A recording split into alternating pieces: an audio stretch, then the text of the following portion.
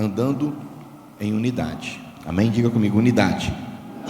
Glória a Deus. Diz o texto aqui então: por isso, eu, que estou preso porque sirvo o Senhor Jesus Cristo, peço a vocês que vivam de uma maneira que esteja de acordo com o que Deus quis quando chamou vocês.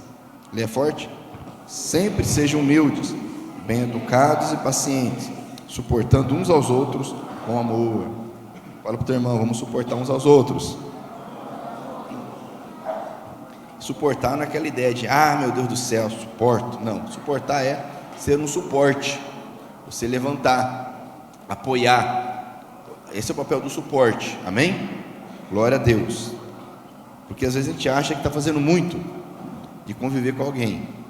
A Bíblia diz para sermos suportes uns dos outros. Diz o texto ainda no versículo 3: façam tudo para conservar por meio da paz que une vocês a união que o Espírito dá. Vamos lá? Há um só corpo e um só Espírito e uma só esperança para a qual Deus chamou vocês. Há um só Senhor, uma só fé e um só batismo. E há somente um Deus e Pai de todos, que é o Senhor de todos, que age por meio de todos, está em todos. Porém, cada um de nós recebeu um dom especial, de acordo com o que Cristo deu, como diz as Escrituras Sagradas. Quando ele subiu aos lugares mais altos, levou consigo muitos prisioneiros e deu dons às pessoas. O que quer dizer ele subiu?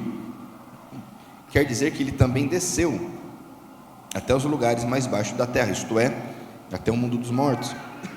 Assim, quem desceu é o mesmo que subiu acima e além dos céus, para encher todo o universo com a sua presença. Foi ele quem deu dons às pessoas. Ele escolheu alguns para serem apóstolos, outros para profetas, outros para evangelistas, e ainda outros para pastores e mestres da igreja.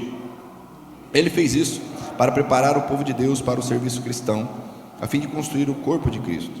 Desse modo, todos nós chegaremos a ser um na nossa fé e no nosso conhecimento do Filho de Deus, e assim seremos pessoas maduras e alcançaremos a altura espiritual de Cristo. Então, não seremos mais como crianças arrastados pelas ondas, empurrados por qualquer vento de ensinamentos de pessoas falsas. Essas pessoas inventam mentiras e, por meio delas, levam outros para caminhos errados.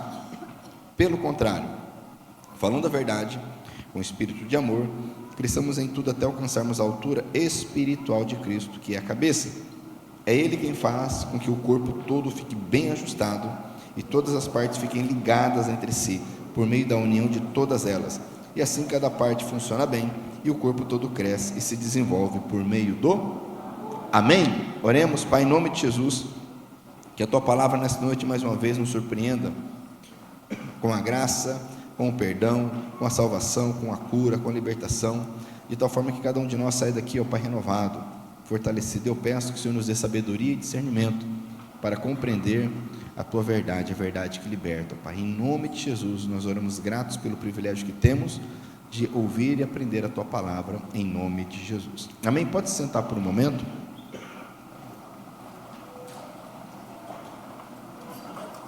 Vamos continuar então a nossa jornada, nosso estudo por Efésios. Nós terminamos o capítulo 3 semana retrasada, e hoje vamos entrar na segunda parte dessa carta. Essa carta ela é dividida em duas grandes partes: o capítulo 1, 2 e 3, a primeira parte, capítulo 4, que estamos iniciando hoje, o 5 e 6, a segunda grande parte. Como em algumas outras ocasiões, Paulo ele traz uma série de ensinamentos espirituais, um tanto quanto teóricos, acerca da salvação, acerca da pessoa de Cristo, acerca da pessoa do Espírito Santo, de Deus Pai, acerca da obra do Senhor em nós, que foi o que nós vimos no capítulo 1, capítulo 2, capítulo 3. E depois dessa parte mais teórica, agora Paulo ele começa a escrever de forma mais prática, ou seja, trazendo mandamentos, ordens, conselhos reais para nós, coisas que devemos realizar, devemos executar, uma vez que entendemos qual a obra que o Senhor começou em nossas vidas. E o primeiro ponto que ele toca aqui é sobre a unidade, por isso que o tema é andando em unidade. Depois, se nos permitirmos concluir aí com outros tópicos, como santidade, como vida cristã no lar, vida cristã na sociedade, que são pontos que ele traz aqui. Ele começa falando da unidade, porque sem unidade nós não vamos a lugar nenhum. Sem unidade, as pessoas não vão nunca discernir que somos discípulos de Cristo. Jesus, lá no capítulo 17 de João, ao orar, uma das coisas que ele pede ao Pai é que sejamos um, porque dessa forma o mundo verá que nós somos discípulos dele. A unidade não é apenas aglomeração, não é estar junto, não é fazer churrasco, não é jogar bola junto.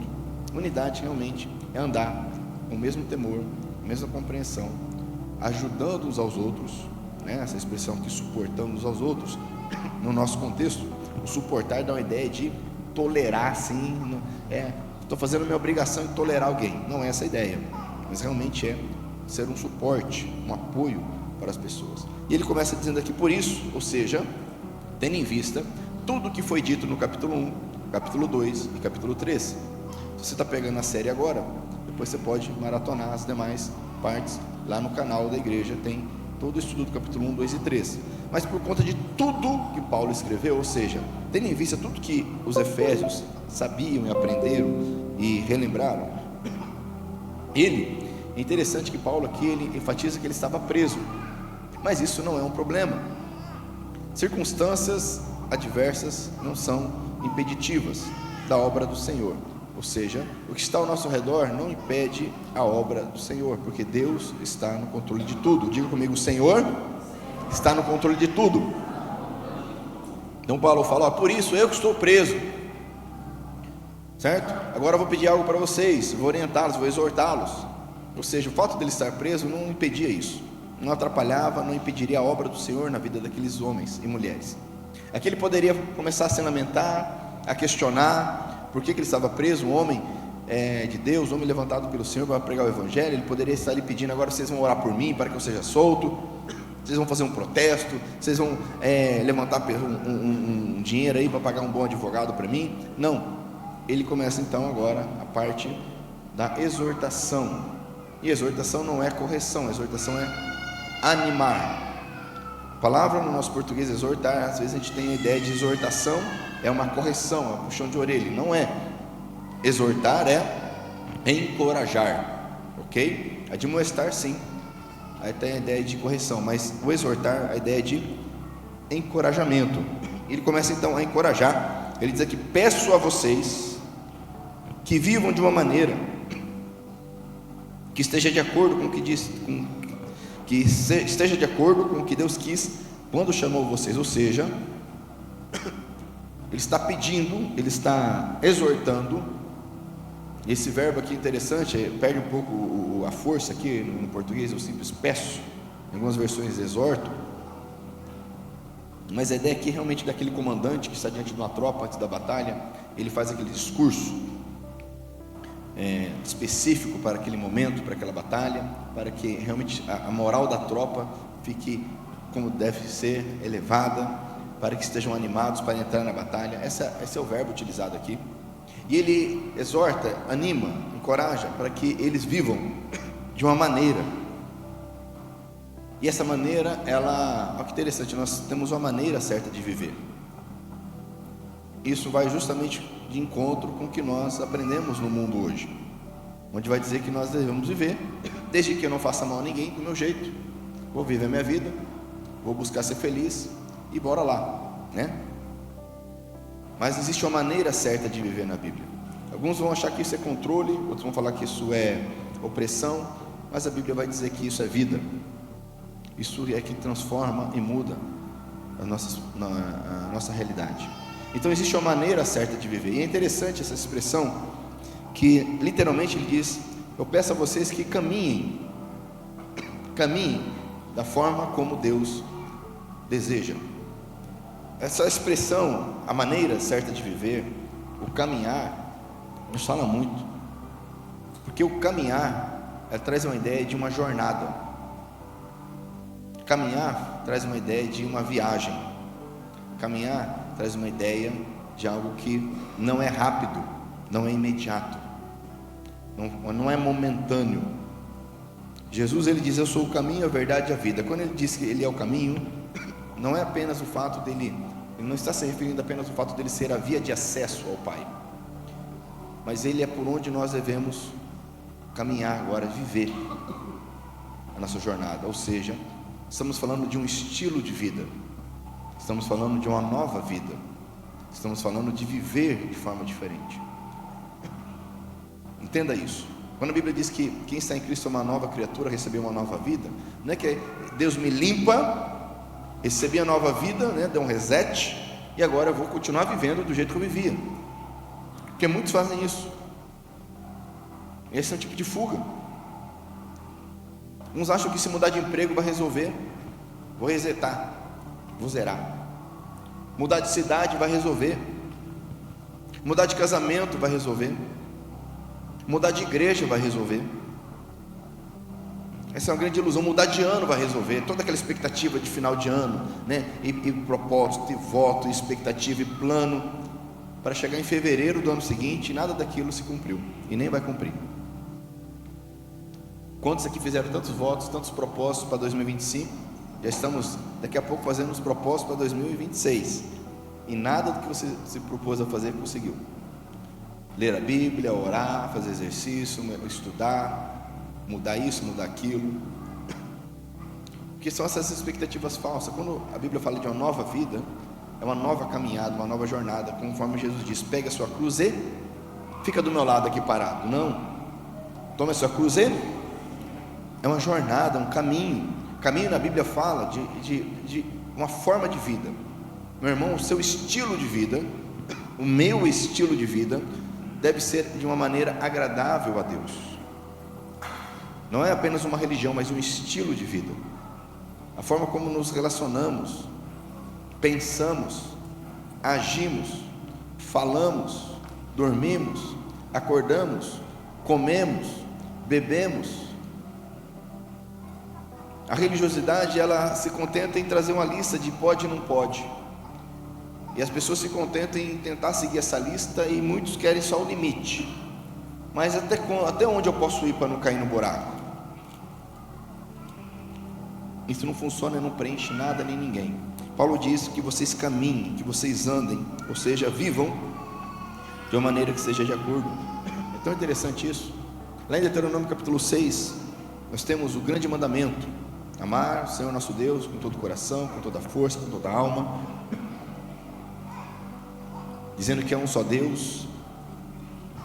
E interessante que Moisés, entenda, Moisés, ele recebe a incumbência de mudar uma cultura de mais de 400 anos, ou seja, uma cultura quase da idade da cultura brasileira, desde o descobrimento, pelo menos o descobrimento oficial. Havia uma cultura ali de mais de 400 anos naquele povo.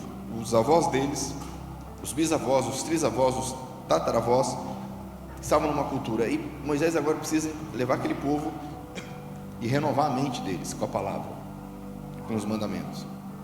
O problema é esse: muitos de nós já têm uma cultura, seja uma cultura evangélica, seja uma cultura cristã, nós já sabemos como resolver, como fazer, fazemos nossos planos e não vivemos da maneira que Deus quer que nós vivamos. E aparentemente está tudo dando certo, ninguém morreu, não caiu nenhum raio do céu, não apareceu nenhum anjo com a espada para cortar nossa cabeça, está tudo bem.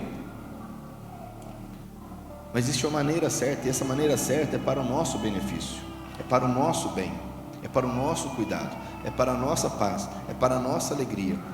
Não vai mudar nada para Deus eu viver ou não a maneira certa. Entenda isso, não vai mudar nada para Deus eu viver da maneira que agrada a Ele ou não. Vai mudar a mim, como o pai que orienta o filho. Se o filho seguir o caminho certo, que o pai está ensinando, o filho será beneficiado. Agora, se ele não seguir, o prejuízo é dele. É interessante essa figura da caminhada, porque, como estava dizendo lá em Deuteronômio 6, Deus diz: agora vocês vão ensinar essas verdades aos seus filhos quando vocês acordarem, quando vocês levantarem, quando vocês se deitarem, quando vocês saírem pelas portas, ou seja, durante o dia a dia, durante o normal. Não é no encontro com Deus, não é no dia de ceia, não é no culto, é quando eu acordo, é quando eu durmo, é quando eu trabalho, é quando eu saio de casa, é quando eu caminho, é quando eu estou seguindo a Jesus. Quem está entendendo, diga amém. Não é à toa que o Salmo 1 vai falar disso, vai falar dessa conduta, vai falar de um estilo de vida. Abra comigo lá no Salmo de número 1. Uma linguagem poética para se referir a estilo de vida.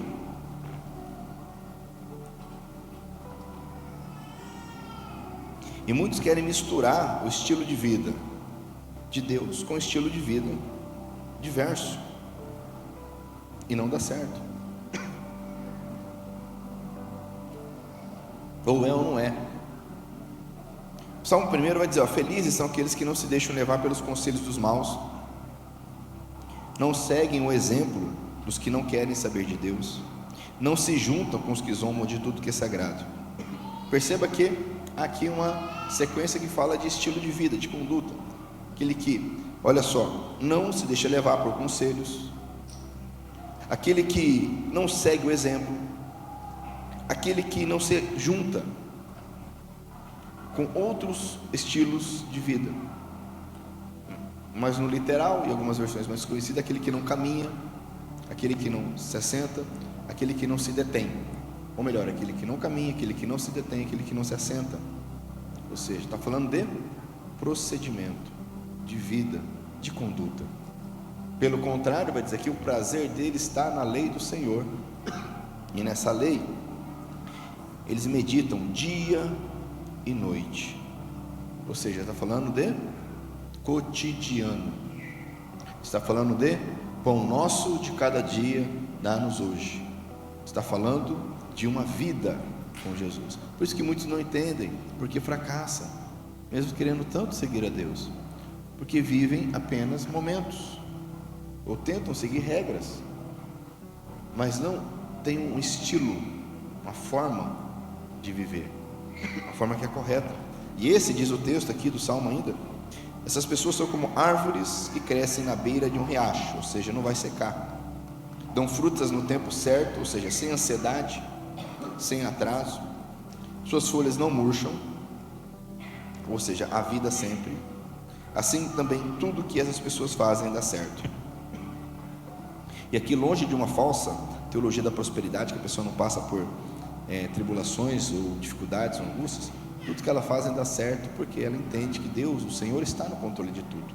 A pessoa que tem um estilo de vida em Cristo, quando a sua vida não acontece como ela gostaria, isso não a desespera, não a tira do centro, porque ela sabe que o Senhor está no controle de tudo. Agora, quando eu tenho uma lista e eu faço tudo que está na lista e alguma coisa errada acontece, não bate a conta, porque peraí, eu estou fazendo o que é certo e está acontecendo coisas comigo que não era para acontecer na minha compreensão, que eu não mereço, não é para acontecer isso, e a conta não fecha, porque a religião assim, ela dá uma conta que ela nunca vai fechar. Mas o Senhor traz para nós uma nova vida. Diga comigo, nova vida. Amém? Glória a Deus. Então Paulo, voltando lá para Efésios, ele exorta, ele já começa dizendo, vocês, eu não sei qual a situação de vocês, eu estou preso, mas tranquilo, foi nada, segue o jogo, certo? Segue o jogo. Eu exorto que vocês vivam, caminhem, andem de uma maneira que agrade, ou seja, que esteja de acordo com o chamado de Deus, que esteja de acordo com o que Deus quis quando chamou vocês. Nós falamos um pouco sobre isso. É interessante porque Efésios fala muito do amor e fala dessa questão de quando Deus chamou. E quando nós vamos para o Apocalipse, a carta que João escreve, que Jesus determina que João escreva para a igreja de Éfeso, vai falar, uma das coisas vai falar o seguinte: olha, eu tenho contra vocês o seguinte, vocês já não me amam mais como amavam no princípio. Ou seja, alguma coisa aconteceu no meio do caminho. E aqui ele está falando, olha, para que vocês permaneçam andando, vivendo da maneira que Deus quis. Quando chamou vocês. Porque quando Deus te chamou, o propósito dele não mudou, o propósito é o mesmo. Deus tem um propósito para cada um de nós, e Ele nos chamou. E quando Ele nos chamou, aí Deus, certo, Ele não é como nós, inconstante. Não, agora mudou a economia, né? Então o meu propósito para Ele vai mudar, né? Porque com essa economia, como é que está difícil, né? Dólar desse jeito, essa insegurança, né? O propósito de Deus continua o mesmo. Não mudou o governo, que esse governo aí realmente vai ficar difícil, esse propósito aí eu vou ter que alterar, vamos para o plano B, vamos adaptar. a maneira que nós vivemos deve ser conforme o propósito de Deus para nós, quando Ele nos chamou, quando Ele acendeu no teu coração o Espírito Santo, e você começou a entender o propósito do Senhor para a tua vida. Isso não mudou.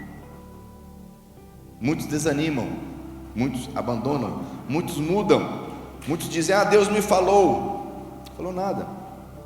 As circunstâncias é que estão determinando. Deus é o mesmo ontem, hoje, para sempre. Deus não muda. Amém? Pode dizer um amém? E dentro desse contexto ele vai dizer: olha, sejam humildes, bem educados, pacientes, suportando uns aos outros com amor. Olha que ordem que ele emana aqui para os Efésios: humildade. E por que é importante isso, amados? Porque onde existem pessoas, há uma tendência natural, certo? Há uma tendência natural de isso gerar em alguns insegurança, vai gerar em outros uma soberba, vai gerar em outros desconfiança. Quando nós convivemos com pessoas, porque nós somos diferentes, temos histórias diferentes, falamos diferentes, pensamos diferente, e Deus trata conosco de formas diferentes. Deus tem um propósito para cada um de nós. Deus não vai colocar a mesma roupinha em nós, a mesma forma de pensar em nós, o mesmo uniforme, e andar todo mundo igual. Às vezes a gente vê aquela imagem falsa do céu, né? Um monte de gente de bata branca, né? No céu, igual o zumbi, né? Assim, tudo andando quietinho, né? Aquele silêncio. Vai ser bom para dormir, né? Aí, rapaz, eu não vejo a hora, se for para dormir, meu Deus do céu, né? Aí o inferno, aquele auê, né? E festa, e cerveja, e churrascada, e chama, né? Ou seja, formas de se enganar, de trazer de forma sutil, que Deus é bom, mas assim, é monótono, é chato isso aí, o inferno é ruim, mas é bom. Nós precisamos de, então, nesse convívio, termos humildade, ou seja, entender quem nós somos. Ser humilde não é ser menos que ninguém. Ser humilde é entender quem eu sou. Jesus, diante de Pilatos, ele exerceu autoridade de uma forma muito interessante. Ele ficou em silêncio, não tinha o que falar ali. E Pilatos, uma hora, quis dar uma carteirada em Jesus, falou: você não sabe que eu tenho poder para te soltar a hora que eu quiser? E Jesus, então, ele, sabendo quem ele era, ele só falou quem ele era. Ele falou: olha, nenhuma autoridade você tem, se não te fosse dada do céu, lá do céu, lá do alto. Em outra oportunidade ele vai falar: o meu reino não é deste mundo. Ele só falou a realidade, mostrou para Pilatos quem Pilatos é. Você está se achando? E tem alguma coisa que você tem, é do alto que você recebeu, não é você que... Isso não está no teu controle. E Pilatos entendeu muito bem, porque, né, o ciclo ali era muito rápido, né, dos governadores. Qualquer deslizada, o Império Romano trocava. E normalmente não tinha, né, seguro-desemprego, nada disso. Era uma espada mesmo, né, que cortava a cabeça. Às vezes a gente esquece que o que nós estamos vivendo ou exercendo é porque Deus nos deu com a graça dele, com um propósito. Diga comigo, com um propósito. Quando nós vivemos, nós deixamos então a humildade de lado, porque Deus começa a confiar para nós coisas grandes, mas nós esquecemos, começamos a achar que essas coisas grandes são nossas, nós merecemos, nós fizemos por merecer, e o outro, né, ele que cresça também, até ele crescer, ele vai ficar no lugarzinho dele. Então Paulo me exorta e te exorta a ser humilde, bem educado. Mas tem algo que as pessoas não conseguem hoje, é conversar. As pessoas não conseguem conversar, a não ser que estejam de acordo. Se for conversar um cara sobre a direita e sobre a esquerda, vou pegar um exemplo da política, não existe conversa. Não existe, nenhum dos dois sabe conversar. Quando a gente vai conversar sobre alguma coisa, hoje a moda nos podcasts, nas redes sociais, é o debate. Mas o debate não é uma conversa, vamos deixar, solta a faca na mão de cada um, eu vou ver quem que é melhor, eu quero ver esse negócio aí, quem que está com a verdade. e acha que é a verdade com quem for mais forte ali na hora. Nós precisamos ser bem educados, saber conversar, saber dialogar, saber ouvir. Isso não é fácil. E tem alguns que mascaram, né? Você acha que ele está sendo bem educado, na verdade ele está só guardando, né? Lá, se eu te pego, miserável, está pensando, né? Uma hora eu te pego, miserável, minha hora vai chegar. Nós precisamos ser humildes, bem educados. Pega o discurso de Estevão diante do povo, antes de ser apedrejado, a pregação dele. Discurso de Paulo diante do Sinédrio, diante do rei Agripa.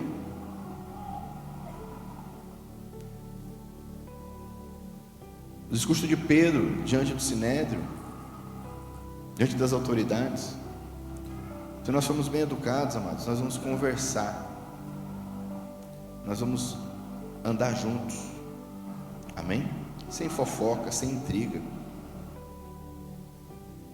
Você sabe se a pessoa é fofoqueira? Com 5 minutos de churrasco você sabe se ela é fofoqueira, porque ela vai falar de alguém. Ela vai falar de alguém. E o fofoqueiro tem um caminho muito certo, a Bíblia diz.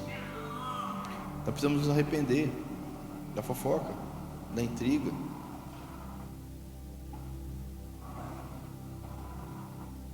Seja bem educado. Fala para o teu irmão, seja bem educado, meu irmão. A verdade não vai mudar, presta atenção nisso. A verdade não vai mudar se eu for bem educado ou se eu for mal educado. E as pessoas não vão aceitar mais se eu for bem educado ou se eu for mal educado. Mas eu darei um bom testemunho. E será muito mais fácil nós andarmos em unidade. Ele diz aqui, bem educado, paciente. E esse é um problema seríssimo. Nós estamos vendo essa questão da tecnologia tirando de uma vez por toda todo tipo de paciência. Essa sensação que nós temos que o ano está voando. Quem tem a sensação de que o ano está voando aqui? Um dos motivos disso não é que o dia está mais rápido, se abreviou, não, né?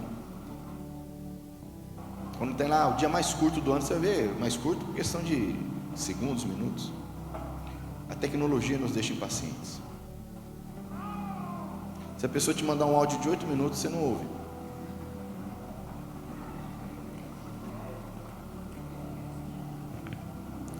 Você acha que isso é certo? Você acha que isso é normal? Eu não estou nem falando de ouvindo na velocidade 2, estou falando que não ouve de jeito nenhum. Se ouvir na velocidade 2 já é um problema. Nós ainda, vamos pegar minha faixa etária aí, sou um senhor de 45 anos. Nós ainda vivemos um tempo, nós ainda pegamos um tempo da conversa na velocidade normal. Os de 10, os de 11, os de 8, os de 5, eles não estão pegando nem isso.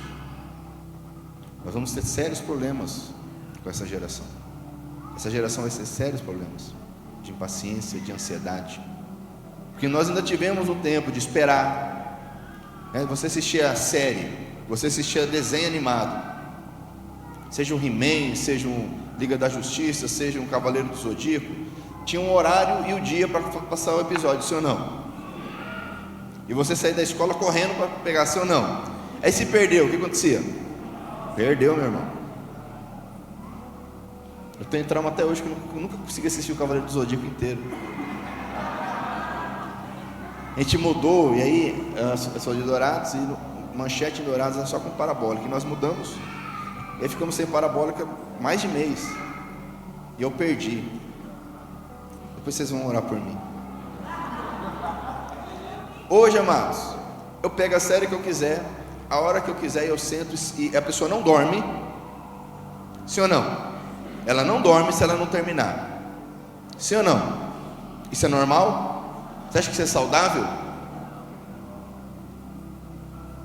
Você acha que isso é à toa, é por acaso? Pessoas impacientes, intransigentes, ansiosas. A pessoa fica ansiosa, ela passa mal. Isso não é à toa, amados. Paulo está pedindo paciência naquela época. Naquela época.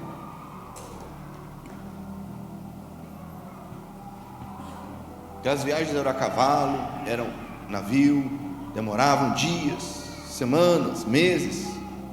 Se naquela época se pedia paciência, que dirá hoje, amados? Não temos paciência de ouvir os filhos, não temos paciência de ouvir o cônjuge, não temos paciência de ouvir o irmão, o empregado, o patrão. Não aceite isso na sua vida, porque isso quebra a unidade. Pessoas impacientes não vivem em unidade. Pessoas impacientes não vivem juntos. No máximo vive amontoado. Fala para o teu irmão, seja paciente.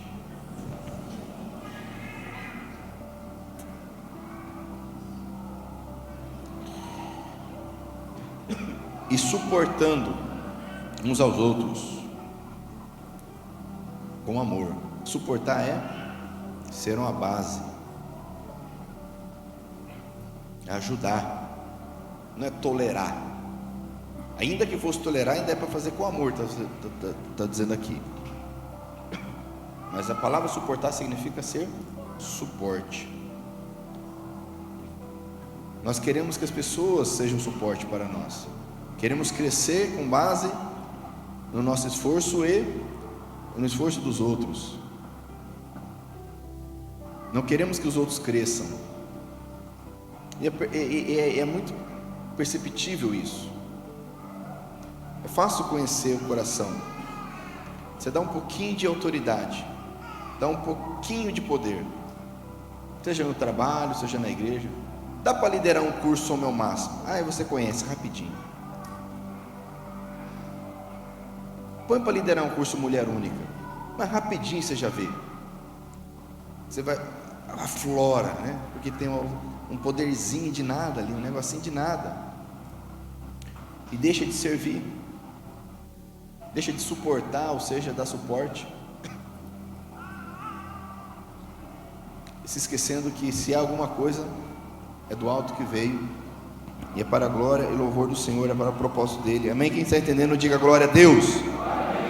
Amém. E aí ele vai dizer algo seguinte aqui, ele vai nos exortar, nos encorajar a fazermos tudo para conservar, por meio da paz que nos une, a união que o Espírito dá. Então nós percebemos que existe uma paz que há entre nós, e essa paz é a presença do Senhor Jesus, e nós precisamos então conservar,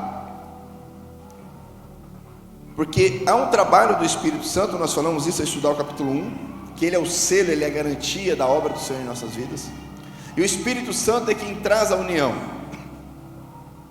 Por isso que quando o Espírito Santo sai de uma comunidade, ela acaba rapidamente. Quando a carnalidade toma conta, ela acaba rapidamente. Quando um casamento perde o Espírito Santo, entra a carnalidade no casamento, ele acaba rapidamente. Quando sai o Espírito Santo de uma sociedade, ela acaba rapidamente, porque a união que o Espírito Santo de Deus dá, é o Espírito Santo de Deus que une. Entenda isso, meu irmão. É o Espírito Santo de Deus que pode nos unir. E Paulo fala, façam tudo para conservar, porque sem união nós não vamos para lugar nenhum. Jesus ensina a oração dizendo, olha, vocês vão orar assim, Pai Nosso. Mas se não existe um Pai Nosso, porque nós cada um andamos conforme a própria cabeça, já não dá para orar. É o pão nosso de cada dia. Mas se cada um quer comer um pão diferente, porque um é melhor que o outro, ou quer comer antes do outro, ou quer esconder do outro, não vai dar certo. A igreja, nós vimos, capítulo 3, é o corpo de Cristo, é como um edifício bem ajustado.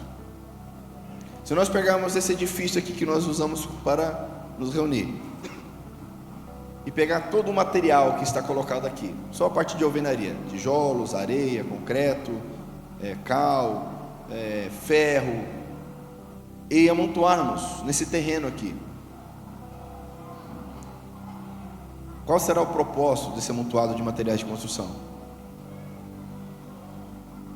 E tem mais, rapidamente vai acabar. A chuva vai levar ele embora, vai estragar o cimento, com o tempo o ferro vai enferrujar.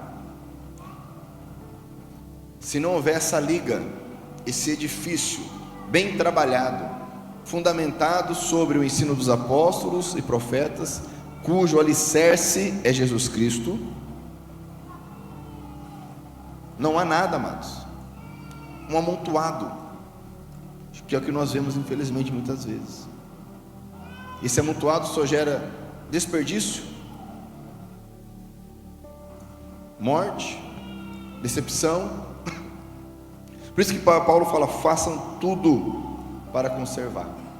É andando na unidade, é vivendo na unidade. Isso não quer dizer que você precisa levar o teu irmão para almoçar na tua casa toda semana. Não é disso que estamos falando. Estamos falando de orar uns pelos outros, sermos educados uns com os outros, sermos pacientes uns com os outros, falarmos a verdade uns aos outros, nos preocuparmos uns com os outros. Esse espírito maligno que domina a nossa cultura, deixa a pessoa ser feliz, parece até algo interessante, mas na verdade sim, deixa a pessoa viver a vida dela. Ou seja, não há preocupação, não há cuidado, deixa seguir. Parece bonito, não, ela é livre. Versículo 4, então, ele vai nos lembrar de algo, falando da igreja, falando do corpo de Cristo. Há um só corpo, que é o corpo de Cristo, formado por todos que creem. Um só Espírito, que é o Espírito Santo, que veio da parte do Pai, e Ele que nos une, Ele nos capacita, Ele derrama dons. Há uma só esperança. Qual que é a nossa esperança, amados? Que outro problema? Vamos fazer uma enquete. Qual que é a esperança do cristão? Qual que é a tua esperança? Ah, minha esperança é casar. Ah, minha esperança é um carro novo. Ah, minha esperança é ser curado.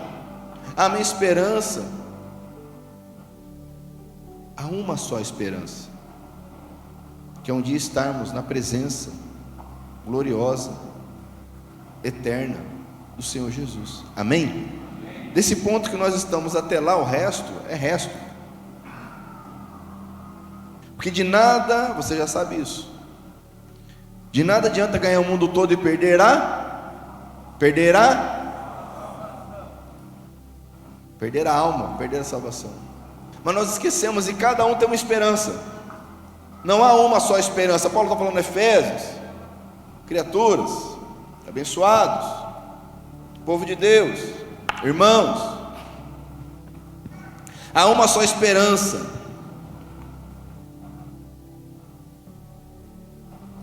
Se nós andarmos nessa unidade, amados, nada segura, nada para a igreja do Senhor. Amém? Amém? Há uma só esperança para a qual Deus chamou vocês, nos chamou.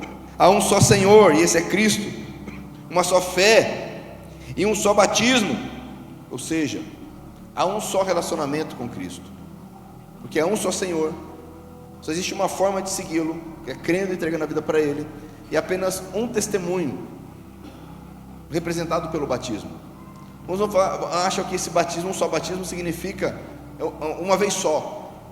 A pessoa batizou de qualquer jeito, ou batizaram ela de qualquer jeito. Ah não, mas eu já sou batizado, a Bíblia fala que é um só batismo. O batismo bíblico é um testemunho público. Pode ter batizado ou feito a cerimônia 15 vezes, 20 vezes. Se não for um testemunho público de que deseja seguir a Cristo Jesus como um só Senhor, como o seu Senhor, o seu Salvador, nessa fé, não adianta, não é um testemunho.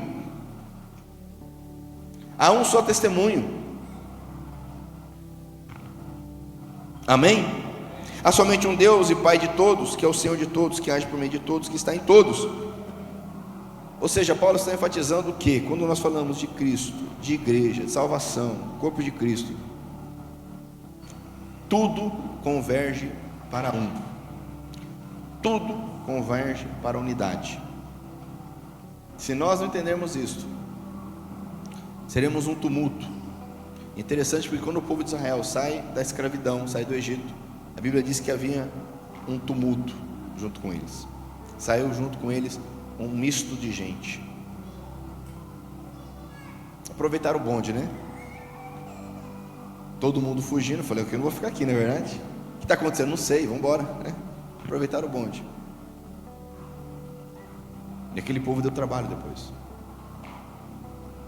E muitos estão assim, estão na onda. E Deus age das mais diversas formas. O problema é eu não entender e querer andar na onda. Quem aí é da caminhada cristã há mais de 10, 15 anos sabe disso. De tempos em tempos nós temos formas de trabalhar. As formas vão mudando. Mas eu não posso apenas ir na onda. Tem que entender qual é o propósito. O que o Senhor está fazendo para estar em unidade com o corpo de Cristo. Senão daqui a pouco eu não vou ter humildade, não serei bem educado, não serei responsável, não ajudarei os outros. Aquela história da geração nova está fazendo algo diferente e acha que é melhor que a geração anterior. Fez tudo errado, agora a gente é que está abafando aqui. Aí vai vir a geração nova daqui a pouquinho, vai falar que a gente está fazendo tudo errado, que eles é que vão abafar agora. Não há respeito, não há humildade, não há educação, não há unidade. Quem está entendendo? Glória a Deus. Ele vai falar de dons. Eu não vou me delongar aqui nos dons hoje, tá? Até porque no nosso discipulado é falado um pouco sobre isso, bastante na verdade. Mas ele vai falar assim, que apesar dessa unidade, há uma diversidade na forma de nós trabalharmos. Ele vai dizer, porém, Jesus, ele deu um dom para cada um de nós. Ele vai dizer, olha, está escrito lá nos Salmos, que ele subiu aos lugares mais altos, levou o cativo o cativeiro, deu dons às pessoas. E ele vai explicar, olha, se ele subiu, quer dizer que ele estava embaixo. Ou seja, está falando da obra que Jesus, ele desceu até nós, ele morreu, foi ao mundo dos mortos, e nessa salvação, nessa redenção, ele sobe, leva cativo o cativeiro, a morte, ele vence a morte. E em tudo isso, ele, além da salvação, ele derrama dons. E ele vai dar alguns exemplos. Ele vai dizer aqui, versículo 11, foi ele quem deu dons às pessoas. Ele escolheu alguns para serem apóstolos, profetas, evangelistas, pastores e mestres da igreja. Então ele traz aqui 5 situações, ou 4, alguns entendem que 4, né, que pastor e mestre seriam um só. Mas ele está falando de funções do corpo de Cristo. Ele não está falando de cargos, ou uma hierarquia, ou colocando pessoas acima de outras. O apóstolo é isso, o profeta é aquilo. É o que nós vemos infelizmente nas comunidades. Eu sou o profeta fulano de tal, eu sou o pastor fulano, eu sou o evangelista ciclano. Nós não vemos isso na Bíblia, amados. Paulo está falando que Deus deu dons. Diga comigo, dons. Agora, se a pessoa recebe um dom e ela se orgulha com isso e começa a desprezar o irmão, quando chegar o momento dela prestar conta a Deus, misericórdia da vida dela. Então isso aqui nos diz duas coisas. Primeiro, todos nós temos dons. E é outro fator, outra razão de nós não vivermos a maneira certa de Deus. Porque muitos passam a vida toda sem exercer o dom que Deus lhe deu. E quando nós falamos de dom, não quer dizer que você vai abrir uma igreja, você vai estar aqui à frente pregando. Estou falando de dom, nós estamos falando de vida, de dia a dia. Você vai exercer o dom onde você estiver, vivendo, trabalhando, estudando, convivendo. Isso é dom. O músico, ele tem o dom da música, sim ou não? Aí depois que ele termina de tocar e fazer ali o momento dele, ele desliga o dom e vai embora, sim ou não? Não, ele toma banho, o dom está com ele ali, sim ou não? Ele dorme, o dom está com ele ali, sim ou não? É dom. Isso aqui não é cargo, não é para colocar um acima do outro, não é para criar uma hierarquia, uma pirâmide. Isso não é bíblico. E isso tem um propósito, o dom tem um propósito. Ele diz no versículo 12, isso é para preparar o povo de Deus. Para quê? Ixi. Cadê as Bíblias aí, meu irmão? Vou fechar a Bíblia também, vamos embora. Bora. Chamar as crianças lá para ministrar. Cadê a Bíblia, meu irmão? Abre essa Bíblia aí. Está na igreja num culto de domingo, não está com a Bíblia aberta, então para que serve a Bíblia? O que fala aí em Efésios? O que está escrito aí, meu irmão? serviço cristão. Serviço, o que é serviço? É servir, é trabalhar, é fazer, é carregar caixa, carregar cadeira, é ensinar, é trabalhar, é acordar cedo para fazer as coisas, é dormir tarde, é serviço. Dons, Deus nos deu dons para nós servirmos, amém? Não é para sermos servidos. Às vezes a pessoa tem algum dom ou acha que tem, e ela quer ser servida. Mas quando a Bíblia diz que isso é para preparar a igreja de Deus para o serviço cristão, é para servirmos. E aí é o problema, porque junta um monte de gente querendo ser servida. Quem que serve daí? Imagina, junta 100 pessoas, todo mundo querendo ser servido, quem que vai servir? Agora juntar 100 pessoas, todo mundo querendo servir, quem que vai ser servido? Todo mundo, a igreja, Cristo, sim ou não? Jesus disse: o Filho do Homem não veio para ser servido, mas para servir, para entregar a vida em favor de muitos, sim ou não? Agora, quem quer ser servido, é difícil exercer humildade, é difícil ser bem educado, é difícil suportar o outro, porque ele quer ser servido, ele quer para ele. Não queira ser servido, não queira ser servido, deseje servir, porque Deus te deu dons para servir. E quem serve é quem é a pessoa saudável, a pessoa capaz, a pessoa atuante. Essa pessoa serve. Quem precisa ser servido, amados? É o incapaz, sim ou não? Pessoas que precisam ser servidas, pessoas que estão em dificuldade, em debilidade, está doente, sim ou não? É assim que você quer viver? Ou você quer servir, ser um provedor, um ajudador, um encorajador, alguém que intercede, alguém que ora, alguém que anima, alguém que fortalece, alguém que faz a diferença na vida dos outros? Mas o egoísmo da nossa carne, se nós permitirmos, vai nos colocar como incapazes, sempre dependendo e aguardando que os outros façam por nós. E lógico que nunca vão fazer como nós queremos, nunca. O querer ser servido é insaciável. Lá em Provérbios diz que a sanguessuga tem 2 filhas. Sabe qual que é o nome das 2 filhas da sanguessuga? Dá. É sempre dá. Nunca, quem quer ser servido nunca está bom, sempre quer mais. E aí vai se frustrar, vai desanimar, vai abandonar.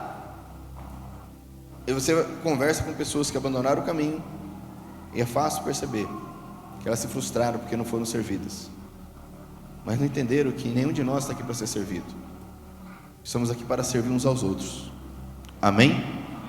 Fala para o teu irmão: precisamos servir uns aos outros. As pessoas se ferem porque vão para comunidades, aí tem lá uma hierarquia de pastores, de líderes, e esses querem ser servidos, querem ser honrados. Honra, amados, se conquista, não se pede. Se alguém pede honra para você, já deu errado. Honra se conquista, e não é porque a pessoa tem um cargo, é pelo que ela é, pelo que ela faz. Quem está entendendo, diga amém. Paulo diz: vocês precisam fazer de tudo possível para andar em unidade. É lógico que existem apóstolos que são diferentes dos evangelistas, que são diferentes dos pastores, dos mestres, dos pastores. Porém, isso não muda a realidade, que somos um só corpo, e essa diversidade é para fortalecer, para servirmos uns aos outros, e não para sermos melhores um em relação aos outros. Para encerrar, versículo 14 vai dizer: então, olha só, se nós fizermos isso, Então, versículo 14, ou melhor, vamos ler o 13.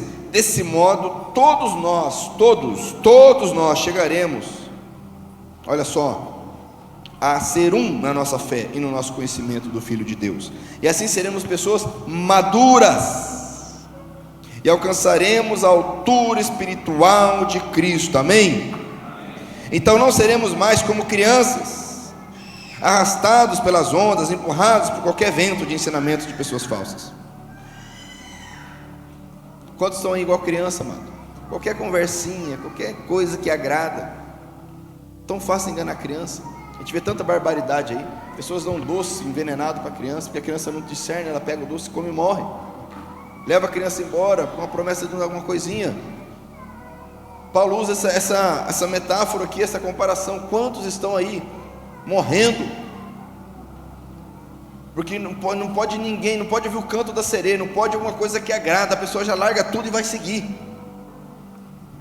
Ai, mas é o meu chamado, é o meu propósito, eu tenho direito de ser feliz. Amados, não esqueça o dom, o propósito do Senhor lá do início, lá do chamado, lá do começo, porque Deus não muda, amém? Não seja como criança, não sejamos como crianças arrastados por ondas. Olha só que interessante, versículo 14, segunda parte. Essas pessoas inventam mentiras, e por meio dessas mentiras levam outros para caminhos errados. Porque é interessante isso, que é outra característica interessante do ser humano, ele não vai para o buraco sozinho, ele quer levar os outros junto. A facção, a divisão começa assim, um discorda, em vez de falar eu discordo, estou indo embora, tchau, não, ele não se contenta, ele quer levar os outros para o buraco junto com ele. Aí começa os mimimi, os tititi, as conversinhas, os argumentozinhos, as comparações, as reclamações, murmurações. Tem que montar o grupinho, tem que montar a turminha, inventando mentiras, falando o que agrada, enganando as pessoas. Versículo 15, lê comigo bem forte o versículo 15, vamos lá? Pelo contrário, vamos lá bem forte. Pelo contrário, falando a verdade com espírito de amor, cresçamos em tudo até alcançarmos a altura espiritual de Cristo, que é a cabeça, amém? Então nós precisamos viver, falar a verdade, mas com espírito de amor, firme, no momento exato, porque tem uns, né, parece uns cavalos falando, né? Falei a verdade. Quem perguntou? Falando a verdade em espírito de amor. Agora uns acham que falar a verdade é, não, queridinho, não é assim não, olha, se você cuidar, também não é assim falar em espírito de amor. Espírito de amor é ser firme, ser verdadeiro, olhar no olho, é corrigir, é animar, é fortalecer, amém? Quando Jesus olhou para Pedro e falou, Pedro, você cuida, porque o diabo está te rodeando faz horas. Jesus falou para Pedro, arreda Satanás. Jesus falou, olha Pedro, assim, é difícil falar, né Pedro? Olha, assim, eu fico sem jeito, né? Porque é tão difícil falar as coisas assim, mas olha Pedro, cuidado, porque olha, pode ser assim, o diabo é mau, Pedro, cuidado. Porque tem gente que é assim, né? Eu não falo porque eu fico sem jeito de falar. Meu irmão, nós precisamos ajudar as pessoas. O médico quer ajudar, quer salvar, a pessoa tem um tumor, tem um problema sério, como é que o médico faz? Não vou falar porque vai perturbar a pessoa, né? Vai abalar o psicológico dela, né? Assim, você gostaria que o médico chegasse para você e não falasse a verdade? Para não te perturbar? Desse um miguezinho qualquer? Não, você tem dorzinha de cabeça, tranquilo, toma um remédio aqui, vai passar e pode ir embora. Você gostaria que o médico fizesse isso com você? Quem gostaria? Não gostaria de falar assim, meu irmão, é o seguinte, se você não fizer tal coisa, você tem um tumor, se não tiver um tratamento assim, assim, assado, em tanto tempo você vai morrer. É lógico que é um baque, lógico que muda a vida da pessoa, é lógico que precisa de um auxílio, mas é a verdade. falando a verdade em amor. Amém, amados? Aí nós vamos crescer. E para encerrar, versículo 16, é Ele, e nunca podemos esquecer disso, tá, amados? É Ele, é Jesus quem faz. Por que é isso? Olha só, por que não podemos esquecer?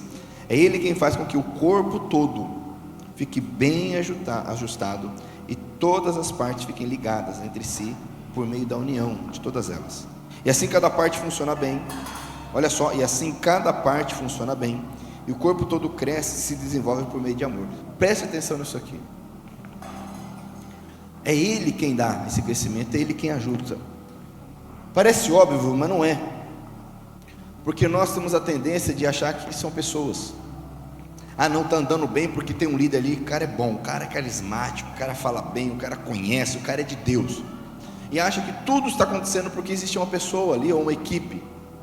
Mas quem ajusta é Jesus Cristo. Ah, Ele trabalha através de pessoas, com certeza, mas se essas pessoas morrerem, Jesus permanece atuando e fazendo. Ou se essas pessoas se desviarem, esquecerem o propósito, Jesus continua fazendo a obra. Não são pessoas. Quantas vezes eu já vi a pessoa tem um ministério na igreja e ela acha que se ela não fizer, porque se eu não fizer, meu irmão, se você não fizer, vai vir outro fazer, e cuidado que faz melhor que você. Não, porque Deus confiou para mim, é o meu chamado, o meu propósito. Meu irmão, o chamado Deus te deu para honrar e glorificar a Ele. Antes de você, a igreja já existia, e depois de você vai continuar existindo, simples assim. E se você não fizer bem feito, você vai prestar conta. É Cristo, fala para o teu irmão, é Cristo, meu irmão, que mantém bem ajustado. Não são pessoas, não são movimentos, não são metodologias, não são estilos. É Cristo quem mantém o corpo bem ajustado. Não confunda com estilo, não confunda com movimentos, não confunda com pessoas, não confunda com equipes. Isso tudo faz parte de um contexto que Deus utiliza. Mas quem mantém o corpo, se nós não tivermos Cristo em nosso meio, a presença dele em nosso meio, nós não estaremos bem ajustados, não estaremos em crescimento, não estaremos em unidade. Amém? Andando em unidade. Se nós entendermos isso, amados, nada pode parar a igreja do Senhor Jesus. Nada pode parar. Por que a igreja tem dado tanto mau testemunho? Porque esqueceu. Às vezes sabe as verdades que Paulo ensina lá em Efésios 1, Efésios 2, Efésios 3. Sabe que Jesus salva, que Deus enviou o Filho, que o Espírito Santo é a marca. Sabe disso. Sabe que nós somos o corpo, que há um fundamento que é Cristo. Sabe tudo, a cartilha todinha, toda a teologia que está no capítulo 1, 2 e 3. Mas na hora da prática, não tem humildade, não é bem educado, não suporta as demais pessoas, não exerce os dons, não está vivendo, não está caminhando da maneira que agrada ao Senhor, da maneira conforme o chamado que Ele tem para cada um de nós. Se você quer viver conforme esse chamado que o Senhor tem para a tua vida, meu irmão, se você quer entregar a tua vida ao Senhor e viver, não é um momento, não é um ano, é uma vida, é daqui para frente, é um estilo de vida, não tem volta. Jesus falou: aquele que põe a mão no arado, olha para trás, não é digno de mim. Começou, não para. Vencedores, nós aprendemos no currículo Hombridade, não são aqueles que nunca falham. Vencedores são aqueles que não desistem. Amém? Não desista. O pastor Márcio falou algumas vezes aqui domingo passado: não desista. Não desista. Não acha que mudando de situação vai resolver o problema. Persevere, em nome de Jesus. Amém? Se você quiser orar comigo nesse sentido, fique de pé, nós vamos orar. Glória a Deus.